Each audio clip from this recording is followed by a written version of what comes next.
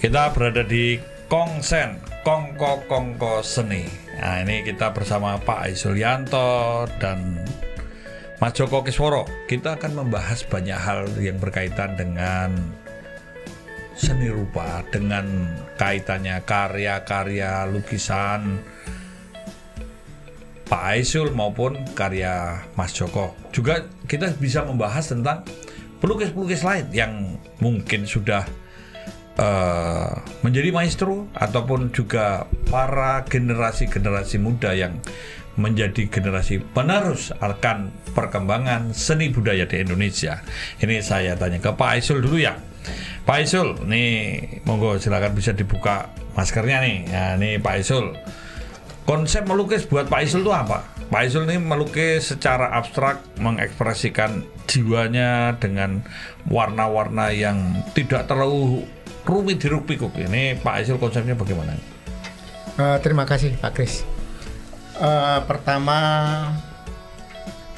dalam perjalanan karir saya sebagai pelukis, sebetulnya juga banyak memakai warna.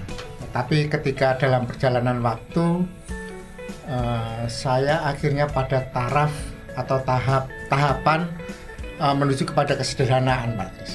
Baik kesederhanaan, artinya tidak terlalu banyak warna gitu ya. Akhirnya ya, saya memilih warna-warna yang paling sederhana, yaitu hitam putih, walaupun dalam hitam putih banyak gradasi warna yang bisa berbulu, mungkin beratus-ratus juga gradasi warna antara hitam sampai ke putih. Tapi juga kadang-kadang saya memakai beberapa warna untuk sebagai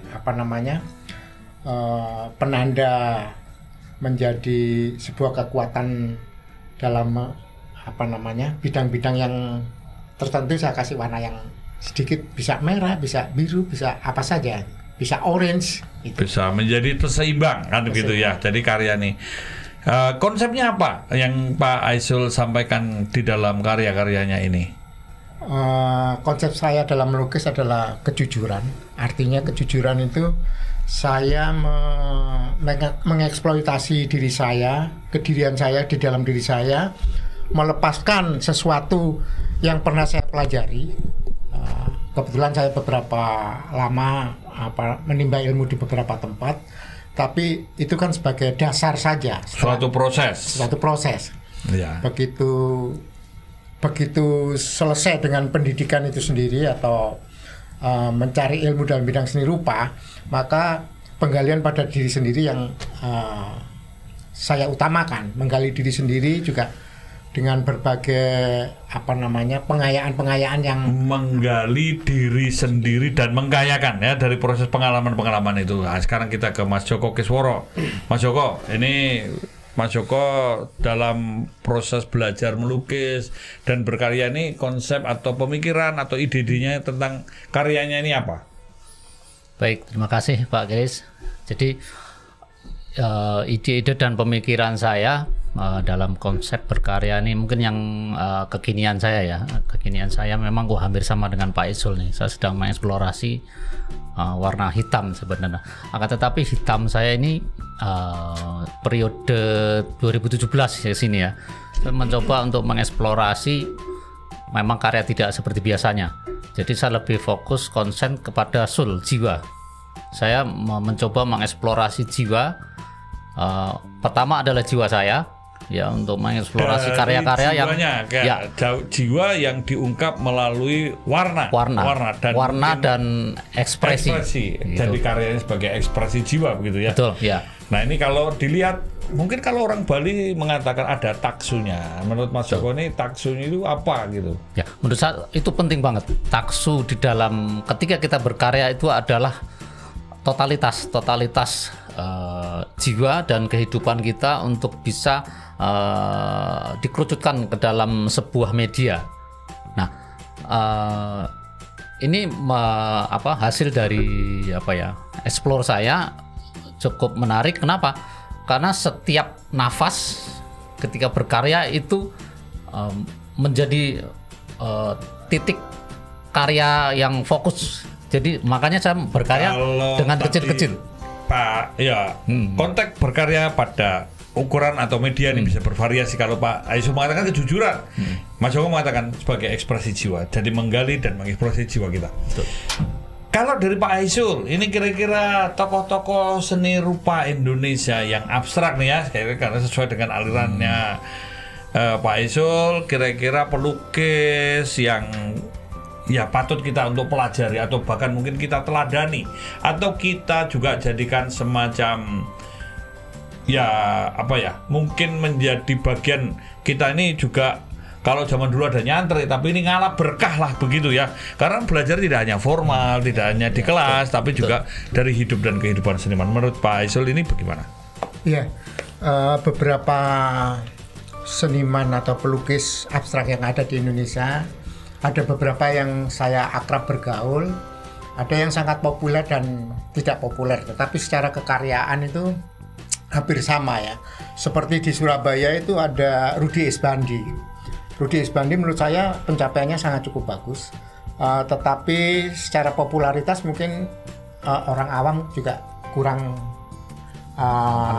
kurang kenal. Tapi pencapaian secara berseni rupa saya pikir udah ke taraf yang harus diberikan apresiasi yang bagus. Kemudian ada Pak Nasyar ya,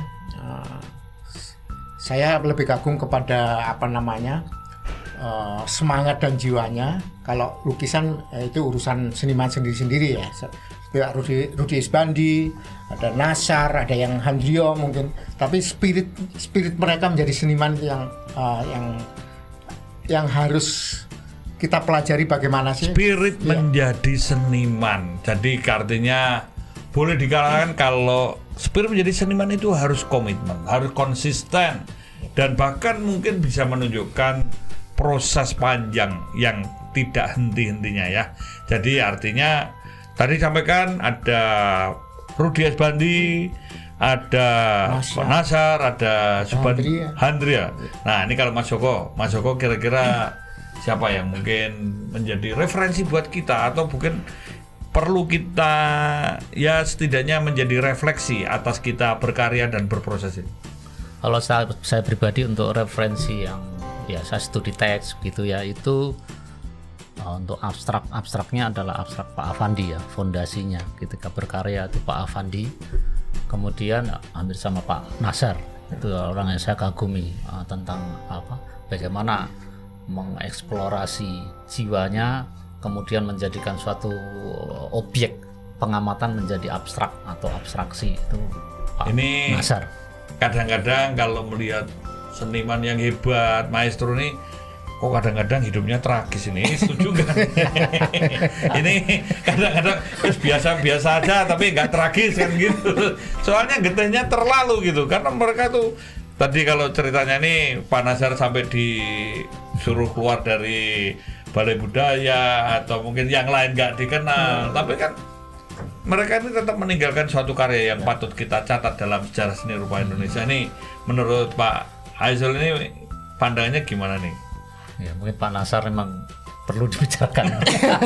Betul ini. Iya menarik sih ketika. Nah itu Pak Aisul kan tadi juga cerita nih Pak. Ya.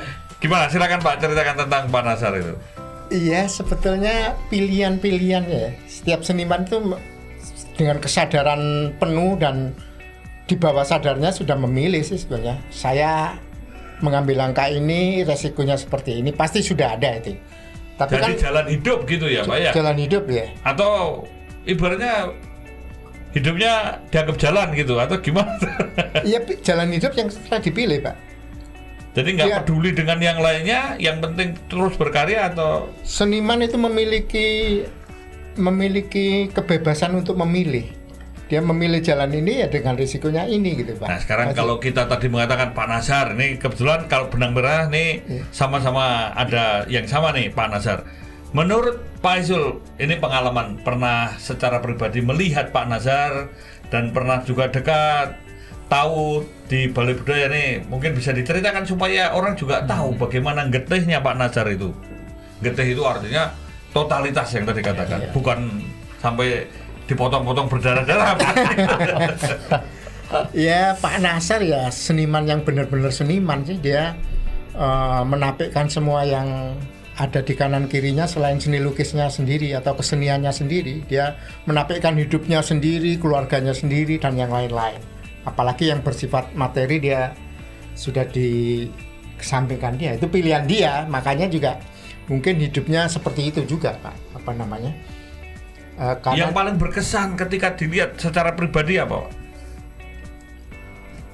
Dia sangat jujur dengan dirinya sendiri. Dia tidak menghakimi orang lain, tetapi juga keras dengan dirinya sendiri untuk mencapai sesuatu. Itulah Pak Nazar ya, jadi jujur dengan dirinya sendiri, dia tidak menghakimi dan keras terhadap dirinya untuk menekuni seni rupanya. Nah ini, menurut Pak Joko, Pak Nazar itu gimana itu? Nah, jadi Pak Nazar ini sebenarnya banyak sekali yang saya pelajari dari tulisannya, surat-surat malam kalau salah itu. Wah itu jujur saya membaca surat malam Pak Nazar itu mungkin udah ratusan kali saya baca berulang-ulang. Tapi menarik gitu, tidak ada bosan-bosannya. Kadang tengah malam saya bangun itu membaca suratnya Pak Nazar sampai habis itu. Saya ulang-ulang terus. Jadi apa yang ditemukan? Jadi saya di sana saya menemukan kehidupan Pak Nazar itu ketika berkesenian itu tadi totalitasnya yang cukup full ya. Di dalam surat-surat malam Pak Nazar itu pernah menceritakan bahwa Pak Nazar